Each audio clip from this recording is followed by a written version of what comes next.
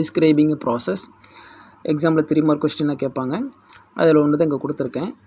Right any 3 precautions to be taken at home before cyclone hit.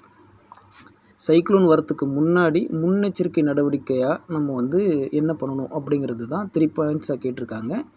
Precaution அப்படின்னா முன்னெச்சரிக்கை, cyclone அப்படின்னா புயல், right.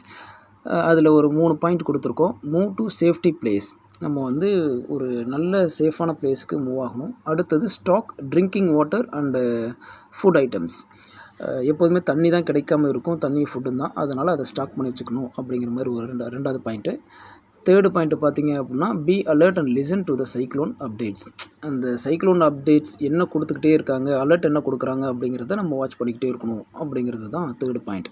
First point move to safety place, second point stock drinking water and food items, third be alert and listen to the cyclone updates.